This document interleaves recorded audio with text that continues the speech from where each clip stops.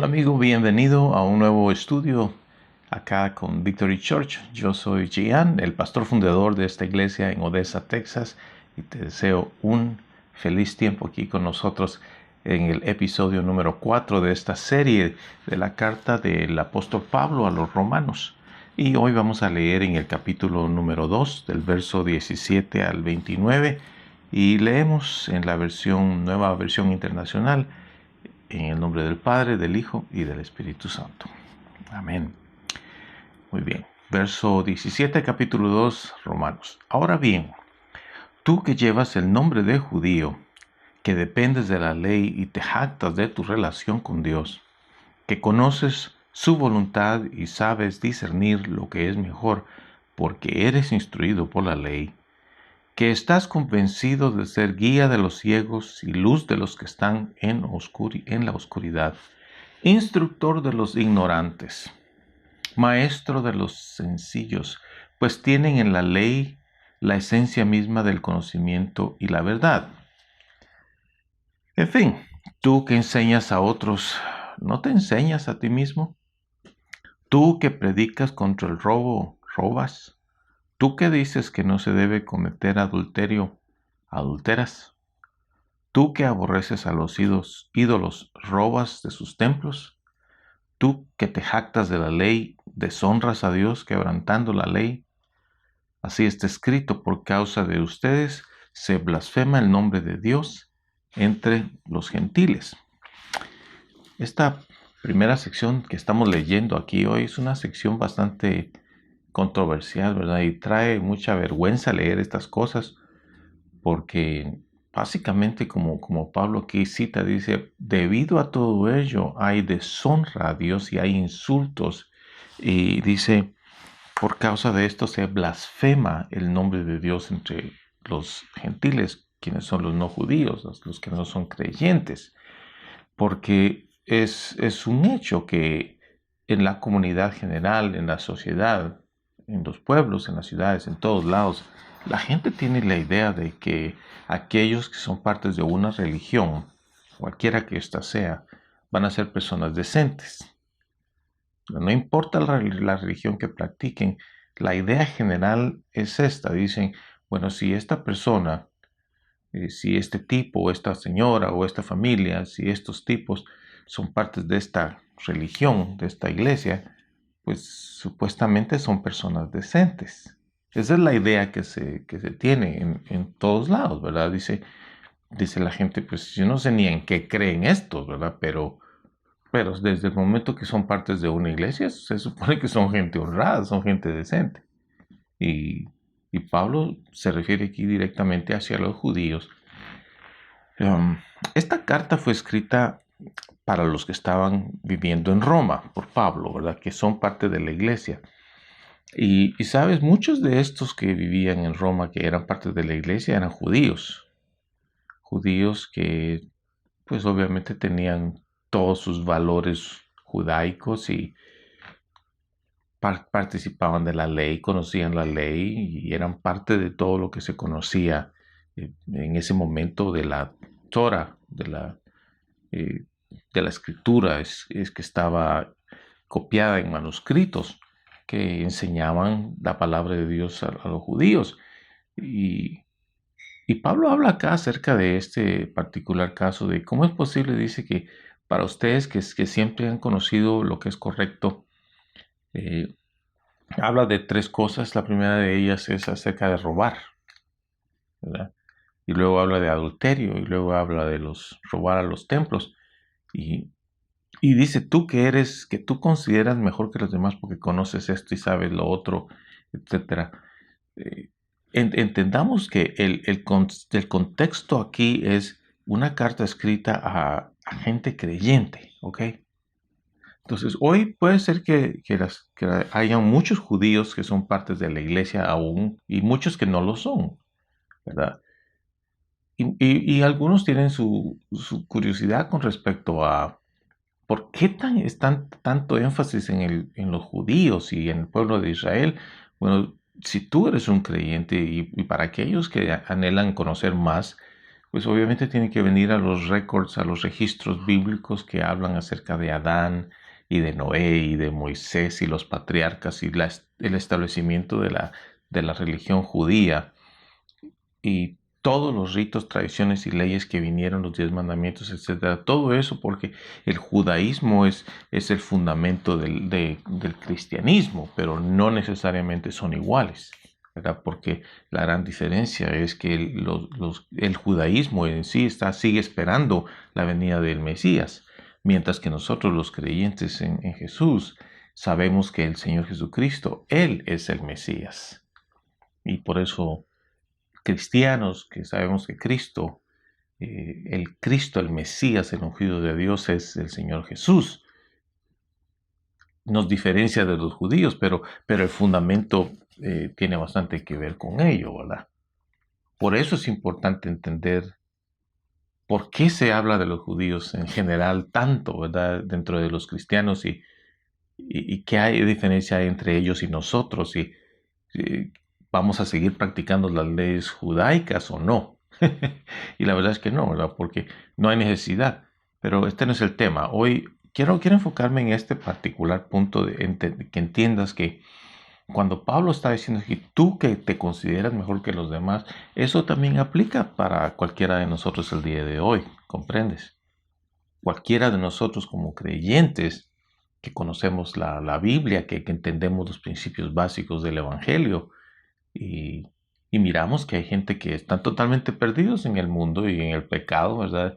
Pensamos, pues nosotros sí podemos explicarles a ellos la verdad y traerlos al conocimiento de la palabra del Señor, etcétera, y podemos guiarlos. Entonces ahora ya entiendes, dentro de este contexto, aquí viene el primer punto que Pablo está poniendo. Dice, ¿por qué tú no puedes simplemente dejar de robar?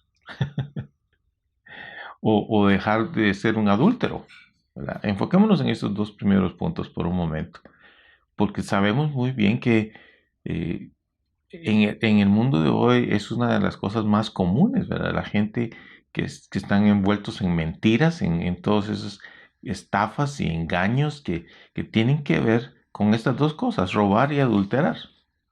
Porque los que están robando y haciendo dinero, aprovechándose de los demás, por lo general van a estar también metidos en relaciones de adulterio y altamente promiscuos y no respetan nada, ¿verdad? No respetan a sus parejas y no respetan a los que están casados y a las parejas de ellos. Y entonces, ese es el punto número uno acá. ¿Cómo es posible que nosotros como creyentes podamos tener una doble moral, que por un lado decimos que estamos en contra de esas cosas, pero por otro lado practicamos esas cosas? Y sabes, tal vez algunos puedan decir, yo nunca he practicado nada de eso, yo he sido una persona correcta y etcétera. Pues qué bien, ¿verdad? Si tú te piensas así, pero la mayoría de todos los demás de nosotros sabemos que ya sea por una cosa, por otra u otra, etcétera, todos hemos fallado. Y aquí es donde viene la oportunidad para reflexionar y decir, pues sí es cierto, yo he venido practicando una doble moral, ¿verdad? Lo que digo que no hay que hacer y lo que termino haciendo. Y, y Pablo dice, ¿sabes qué? Precisamente por gente como tú es que hay tantos insultos a Dios y a cristiandad y a la iglesia traen una blasfemia al Señor, ¿verdad? Y precisamente aquí es donde hay que parar y decir, esto no puede seguir así. Y gracias a Dios, a nuestro Señor, que por su misericordia encontramos perdón y hay que buscar formas de reconciliación y cambio. Y si hay que entrar a terapias y consejería y todo lo que se necesite para hacer las cosas bien, pues hay que hacerlo, ¿verdad? Y cambiar, porque es posible cambiar. Pero también habla de un tercer asunto que es la idolatría, que es una de las cosas que mucha gente creyente la tiene en contra, ¿verdad? Obviamente, ¿verdad? De que los demás practican idolatría y estamos en contra de eso, por supuesto. Pero aquí Pablo dice, pero tú estás en contra de la idolatría, sin embargo, andas trayendo cosas de los templos, ¿verdad? Que en otras palabras, lo que está diciendo es, ustedes tal vez están haciendo, tomando esas cosas de una manera y después hasta los salen a vender, ¿verdad? ¿Entiendes?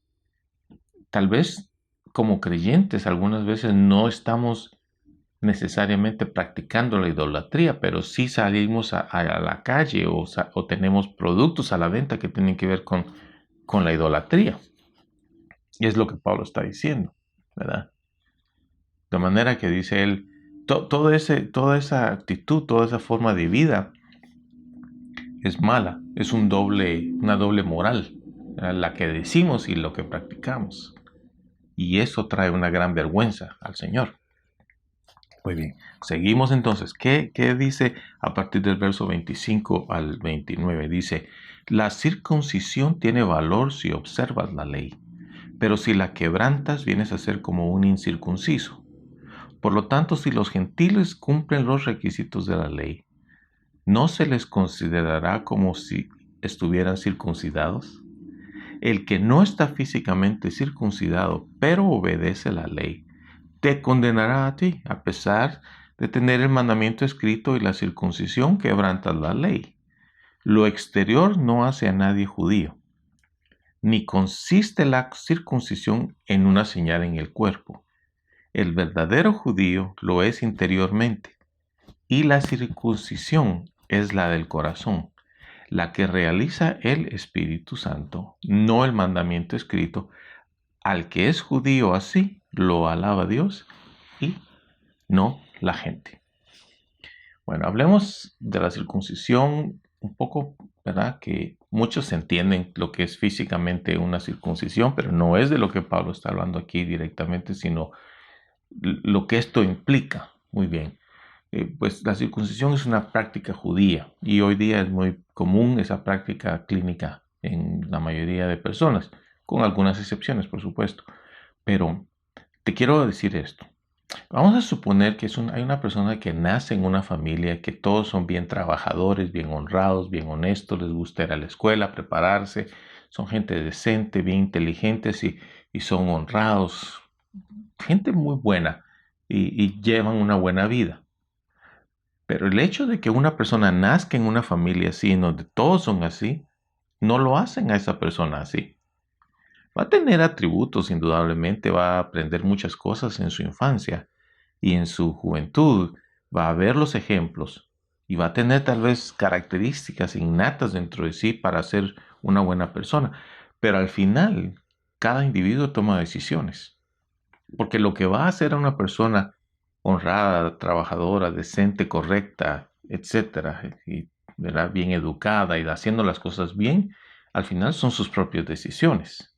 No porque es parte de una familia en donde la mayoría, si no todos, son así. ¿Comprendes? De la misma manera pasa con el concepto del judío. El judío puede nacer judío y ser circuncidado, pero eso no lo hace precisamente judío, ¿verdad? Ahora hablemos de la obra del Espíritu Santo en nosotros. Nosotros, sea que seamos de una cuna judía o no, ¿verdad? No importa de qué raíz venga uno, si del pueblo de Israel o no, como personas, pues en el mundo nos contaminamos con el pecado y fuimos parte de toda esa perversidad, pero el Espíritu de Dios, el Espíritu Santo vino y empezó a tocar nuestro corazón, motivándonos a cambiar y a abandonar las malas prácticas. Y esta es la obra del Espíritu Santo. El Espíritu Santo viene a nosotros con el propósito que cambiemos, que nos enfoquemos en el Señor Dios. El Espíritu de Dios entonces nos empieza a mostrar que somos pecadores. Pero en ese momento que nos muestra que somos pecadores y empezamos a reflexionar y decir, esto es malo lo que yo hago, la forma en que yo vivo es terrible, yo necesito cambiar. Cuando esto empieza a suceder, el Espíritu Santo también nos muestra quién es nuestra esperanza y nuestra posibilidad de ser salvos. Jesús, el Señor. Estas dos primeras ideas y conceptos y verdades que el Señor, el Espíritu de Dios, revela en nuestra vida nos permiten básicamente aceptar su toque, su presencia, su persona, que nos transforme, ¿verdad? Pero también el individuo tiene la posibilidad de rechazar eso y decir, sí, soy pecador, soy lo que sea, déjenme tranquilo y a mí no me interesa nada de la iglesia, ni Jesús, ni nada de eso, así es que déjenme en paz, ¿verdad? Y de esa manera, al rechazar al Espíritu Santo, que es lo que se conoce como la blasfemia al Espíritu Santo, es el rechazar ese regalo de amor y gracia que viene hacia nosotros. Cuando la persona rechaza al Espíritu Santo, rechaza el perdón, rechaza la gracia del Señor Jesucristo, esa blasfemia en contra del Espíritu Santo le impide a ese individuo convertirse en parte del reino de Dios y de la familia de Dios. Pero por el contrario, los, los demás que hemos visto que estamos perdidos y que necesitamos su perdón, inmediatamente abrazamos al Espíritu de Dios y decimos, Señor, gracias por tu misericordia. Y lloramos y nos arrepentimos y vemos que el Señor Jesucristo pagó el precio y te das cuenta, todo eso que nos convierte en hijos de Dios y al rendirnos y abrir nuestro corazón para que Él venga a reinar en nuestra vida, esta es una obra del Espíritu Santo. Pues el Espíritu Santo también va a llevarnos en la dirección de poder comprender más verdades acerca de su palabra y empezamos a conocer las doctrinas del bautismo, que debemos sumergirnos en agua y todas las demás enseñanzas que no es el caso de este estudio, pero quiero que comprendas que esa es la obra del Espíritu Santo en nuestro corazón, que empieza a eliminar la carne.